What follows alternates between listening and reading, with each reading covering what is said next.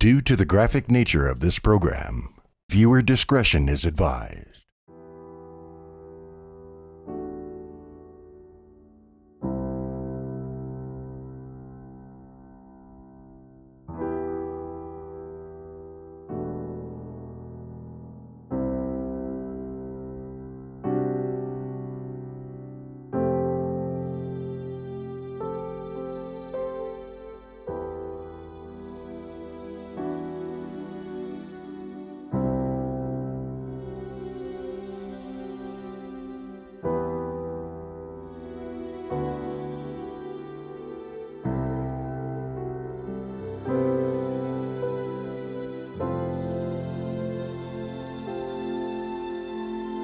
Numerous studies have shown that complex early childhood trauma is associated with the onset of many neuropsychiatric disorders.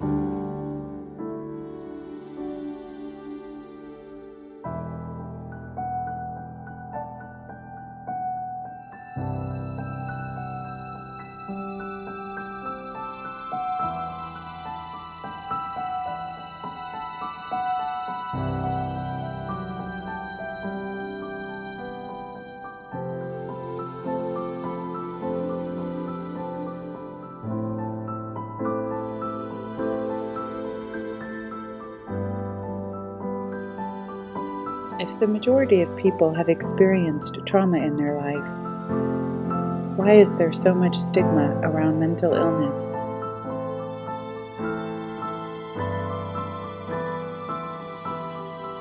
The success of psychotherapy for treatment of mental illness depends upon reframing perceptions and experience in that individual's mind. What if, as a society, we need to reframe the way we look at mental illness?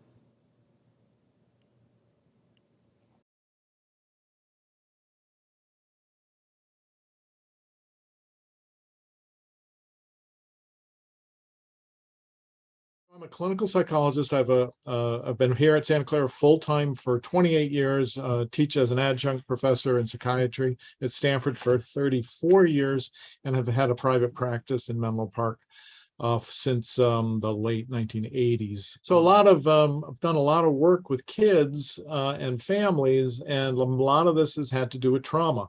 And the trauma is often, physical abuse, sexual abuse, being neglected. There's a confluence of factors that come together, that create these situations. So, some of them are just, terribly challenged home environments.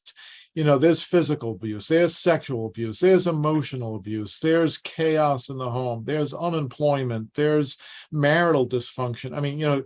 In some respects, you've got multiple kinds of traumas and stressors coming their way, and lots of times there's not a whole lot of resources to deal with them. Thinking through why some people can come out of trauma resilient and high functioning, and other people can go through that very same trauma and not be as resilient and have much poorer outcomes and be lower functioning. In your experience, what kind of factors differentiate that resilience? Now, the research would say that not only the nature of these events, but how we interpret these events and the narrative that we use for these events. What's the story that we create on these things? How might the symptoms that are coming out in a behavioral capacity be a coping mechanism? They could be a productive coping mechanism. So, for example, like a certain degree of vigilance, a reasonable but problematic way of trying to cope, to try to maximize flourishing, thriving, coping, blah, blah. What if society saw mental illness as a coping strategy for trauma, pain, and suffering, instead of something to be ashamed of? Would more people get help? Would more people feel comfortable inviting a friend to get help? Would less people die?